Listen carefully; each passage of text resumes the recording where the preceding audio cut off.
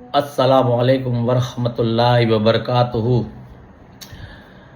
समग्र गुजरातમાં તેમજ ભારતમાં અલગ અલગ જગ્યાએ વસતા તમામ જાલોરી પિંજારા સમાજના સભ્યોને જણાવવાનું કે આપ સૌને થોડી ઘણી માહિતી હશે અને હું તમને પૂર્ણ માહિતી આપું કે ભૂતકાળમાં જે આપણે સમગ્ર જાલોરી પિંજારા સમાજનું એક સંગઠન બનાવવાનું આયોજન કર્યું હતું, જેમાં આપણે ઘણા બધા આગળ નીકળી ચૂક્યા હતા અને ઘણું ખરું કામ આપણે 40-50% કામ જેવું આપણે કામ પતાવી દીધું હતું અલ્હમ્દુલિલ્લાહ.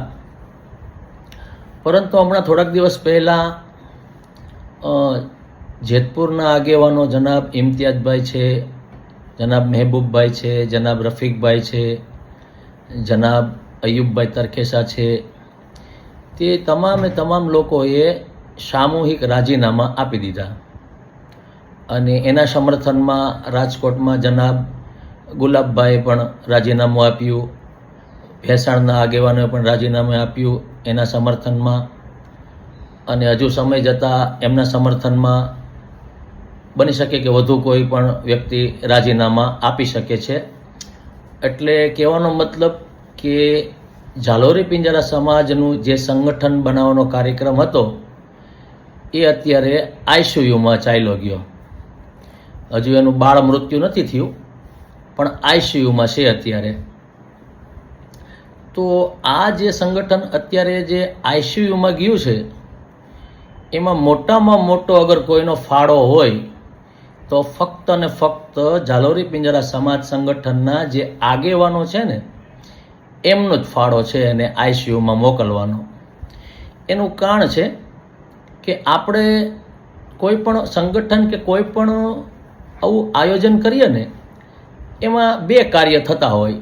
એક તો કરવાના કાર્ય અને એક તો ન કરવાના કાર્યો, બે કાર્ય થતા હોય.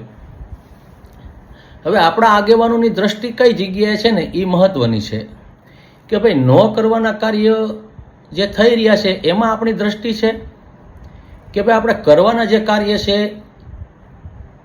જે નથી થઈ રહ્યા અને જે કરવાના છે એમાં આપણી દ્રષ્ટિ છે. એ બહુ મહત્વની વાત છે.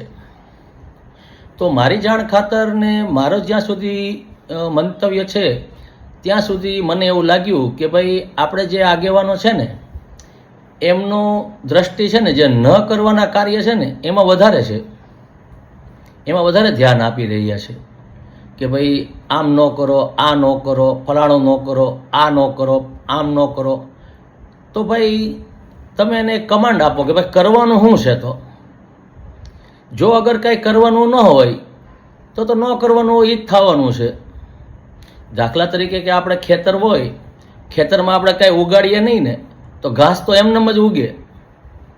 એના માટે આપણે કાંઈ કોઈ કાર્ય કરવાની જરૂર નથી, એ તો ઉગ્યા જ કરે.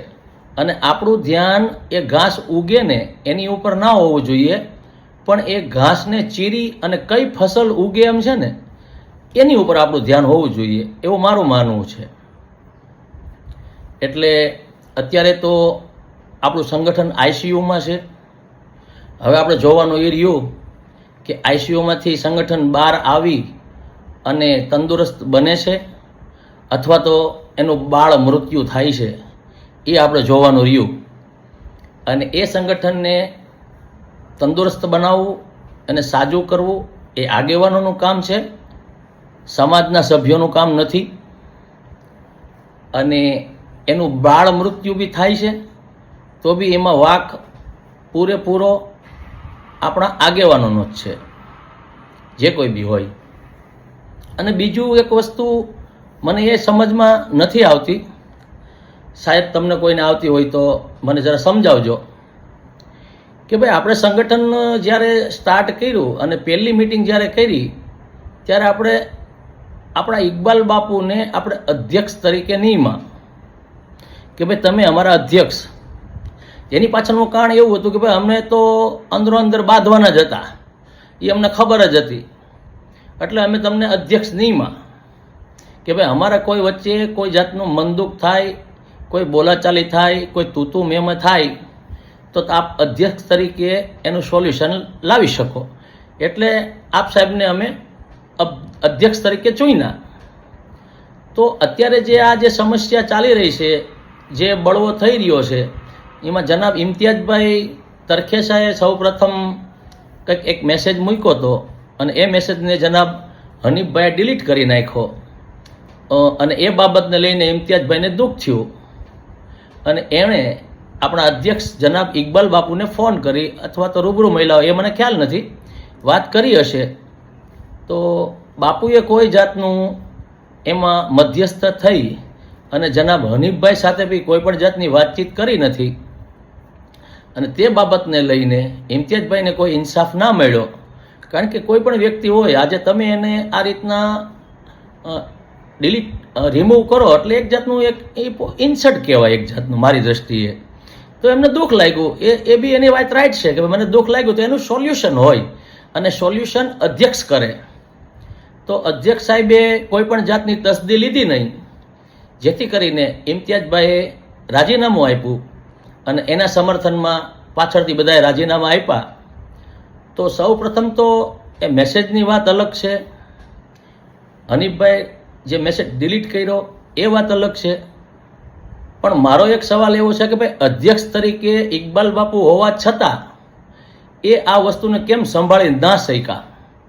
એમને સંભાળવું નહોતું અથવા તો એમની કોઈ એવી ઈચ્છા હોય કે ભાઈ આ સંગઠન આમ જ ચાલશે, આનું કાંઈ થાય એમ નથી? તો ભાઈ જો પિંજારા સમાજનું જો કાંઈ થાય એમ જ ન હોય તો અમે એક ધર્મગુરુ તરીકે અમે તમને બધા માનીએ છીએ, હું પણ માનું છું.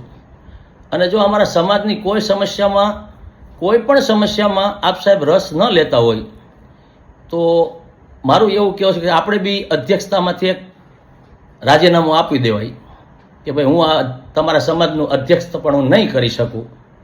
અને અથવા તો જો કરવું હોય તો પછી તટસ્થ રીતે હનીફભાઈ હોય, ઇમ્તિયાઝભાઈ હોય, સલીમભાઈ હોય, મહેબૂબભાઈ હોય, કોઈ બી વ્યક્તિ હોય એને તમે સાચી રીતના ફોન કરીને અથવા તો રૂબરૂ બોલાવીને આપ સાહેબ કહી શકો છો, એવો આપણી પાસે પાવર છે. છતાં બી આપ ઉપયોગ કેમ નથી કરતા એ મને સમજાતું નથી. અગર જો સમાજના કોઈ વ્યક્તિને સમજાતું હોય તો મને સમજાવવા મહેરબાની કરશો. જે વસ્તુ મને સમજાતી નથી એના મારી અંદર પ્રશ્નો ઉત્પન્ન થાય છે અને એ પ્રશ્નોને લઈ અને હું આ વિડીયો બનાવું છું. અગર જો મને સમજાતું ન હોય ને તમને કોઈને સમજાતું હોય આ બાબત કે ભાઈ બાપુ જે ઇકબાલ બાપુ જે છે તે આપણી કોઈ પણ સમસ્યામાં કોઈ જાતનો રસ નથી લેતા, એની પાછળનું કારણ શું? અને જો એ સમસ્યામાં રસ ના લે તમને ને મને સાચી રીતના અગર હું ખોટો હોય તો મને કહે ને. જો એટલું બી એનામાં પાવર હોવા છતાં જો એ ન વાપરતા હોય તો એની કોઈ રૂહાની કોઈ કારણ હોઈ શકે જે મને ન સમજાતું હોય. સુલતાની કારણ તો હું ને મને ખ્યાલ નથી. સુલતાની કારણ તો મને એવું લાગે છે કે કેમ ખબર, મને નથી સમજાતું. જો અગર આપ સમાજના કોઈ પણ આગેવાન આ બાબતને સમજી શકતા હોય તો મારી સાથે ટેલિફોનિક વાતચીત કરવી અથવા તો હું રૂબરૂ મળું ત્યારે મને સમજાવવો. હું તમને એક વિનંતી કરું છું કે ભાઈ તો કોઈ પણ સમસ્યામાં આજે સમાજની દીકરી, આજે હમણાં એક સમાજનો દીકરો જેલમાં જઈ આવ્યો, બરોબર છે. હવે જે દેવી પૂંજક જે કોમ છે ને, દેવી પૂંજક કોમ, એની સમસ્યા ઘરની બહુ હોય છે પણ કોર્ટે નથી હોતા. એ લોકો ચોરી ચપાટી આમાં તેમાં બીજા ત્રીજા કામમાં હોય છે, હું જોઉં છું કોર્ટમાં. પરંતુ સામાજિક સમસ્યામાં છે ને દેવી પૂંજક કોમ છે ને એ બી નથી હોતી. અને આપણા છોકરાઓ જેલમાં જઈ આવે છે એ આપ લોકોને ખબર હશે. તો પછી તો ભાઈ અધ્યક્ષનું કામ શું છે? તો પછી ભાઈ જો અગર તમે અધ્યક્ષ જો મધ્યસ્થ નથી થઈ શકતા તો બીજો શું ઉપયોગ? તમે અમને શું ભાઈ, મને એવું લાગે છે કે ભાઈ કયામતના દિવસે કામ લાગશો કે ભાઈ અમને જહન્નમ અમારા નામે થઈ ગયું હોય તો તમે એમાં કંઈ ફેરફાર કરીને જન્નત બન્નતનો કંઈક મેળ કરી આપો એમ છો. તો પછી અમે અહીંયા દુનિયામાં ભાઈ બધી જે કંઈ અમારી આશાઓ તમારી થકી છે એ અમે મૂકી દઈ અને કયામતની રાહ જોઈએ એમ. તો ભાઈ અમુક ઘણી બાબતો છે જે મને નથી સમજાતી. હું માનું છું કે આપણા સમાજમાં ઘણા એવા બુદ્ધિજીવી વ્યક્તિઓ હશે જે મને આ બાબત સમજાવે, બરાબર. તો મેન મુદ્દો તો આપણો એવો છે કે સમસ્યા કોઈ પણથી ઊભી થઈ અને કોઈ પણની ભૂલ હોય ન હોય, સમસ્યા એ નથી.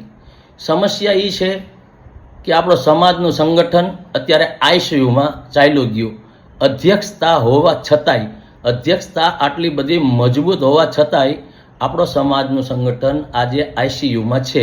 સમસ્યા એ છે, સમસ્યા એ નથી કે કોણે ઊભી કરી, ક્યાંથી ઊભી થઈ, શું કર્યું શું નહીં. જે થયું એ તો થવાનું જ છે, થતું જ રહે. કયામત સુધી અલ્લાહ પાકે શૈતાનને એવી છૂટ આપી છે કે તારને ઠીક લાગે નહીં તારે કરવું. એટલે દરેકમાં એ પ્રવેશ કરી અને દરેકના રીતના સાચી રીતના ખોટી રીતના એ કંઈ પણ કાર્ય કરતો જ રહે. એનો નિયમ જ છે. એમાં વ્યક્તિનો કોઈનો વાંક નથી. પણ વ્યક્તિનો વાંક એટલો જ છે કે આપણે આ સમસ્યાને ઊભી રાખી નથી શકતા, આપણે એને સ્ટેન્ડ બાય નથી કરી શકતા, એમાંથી આપણે કોઈ હલ નથી કાઢી શકતા અને સીધે ને સીધું આપણે તોડી ફોડી અને અલગ થઈ જાય છે. તો મારું એવું સમાજના આગેવાનોને એક વિનંતી છે કે ભાઈ આવું કેટલા ટાઈમ સુધી ચાલશે? કારણ કે વોટ્સએપની અંદર પોસ્ટ ફેરવવી અને 500 કે 700 કે 1000 સભ્ય થઈ જાય, એનાથી કોઈ જાતનું કાંઈ થવાનું નથી. જ્યાં સુધી એક્શન નહીં લઈએ આપણે, જ્યાં સુધી એક્શન ના લઈએ ત્યાં સુધી કોઈનો ઉદ્ધાર નથી. બાકી વોટ્સએપમાં તો મેસેજ કરતાં મને આવડે છે બહુ હારા, બહુ જ્ઞાનના, પણ એનાથી કોઈ જ્ઞાની નથી થયું. કુરાન વાંચીને કોઈ જ્ઞાની નથી થયું, બરાબર. નમાજ પડીને કોઈ એટલું બધું કોઈ જ્ઞાની નથી થયું. જ્ઞાની થવા માટે એક્શન લેવી પડે, ભેગા થવું પડે, એકાબીજાના જે કાંઈ વિચારો હોય, એકાબીજાને કોઈ મનદુખ થયું હોય એના ખુલાસા કરવા પડે. આપણે બધા ભાઈઓ છીએ, અંદરો અંદર છીએ, માફી કરવી જોઈએ. બાકી આ રીતના તો ભાઈ રાજીનામા આપી દેવું, પછી આઈસીયુમાં આપણું સંગઠન ચાલ્યું જાય, તો એનો કોઈ મિનિંગ છે નહીં. ત્યારબાદ મેં જેતપુરના આગેવાનો સાથે મિટિંગ પણ કરી હતી. તેઓ લોકોએ એવું કીધું કે ભાઈ હમણાં અમારી કોઈ ગણતરી બેસતી નથી, કારણ કે એ બી રાઈટ છે, એમનો બી આત્મા ગવાયો છે, એની જગ્યા રાઈટ છે, હું એમનો વાંક નથી કાઢતો. તો મેન તો આપણે આપણા અધ્યક્ષ પાસે આ સમસ્યાને લઈ જવી જોઈએ અને અધ્યક્ષને આપણે આ જણાવવું જોઈએ, અધ્યક્ષને સવાલ જવાબ કરવા જોઈએ. અને અધ્યક્ષ જો આની અંદર રસ ના લેતા હોય તો અધ્યક્ષને પણ આપણે કહી શકીએ કે તમે આમાંથી છૂટા થઈ જાઓ, હવે અમે અમારી રીતના થાય તો ઠીક છે, નકર અલ્લાહુમાં ખેર. બાકી આ રીતના સમાજ ન ચાલે અને ન જ ચાલે. ઠીક છે ભાઈ. અને મને જે નથી સમજાતું એ સમાજનો કોઈ પણ વ્યક્તિ મને થોડો સમજાવે, હું એવી સમાજથી આશા રાખું છું. ખુદા હાફિઝ, અલ્લાહ હાફિઝ.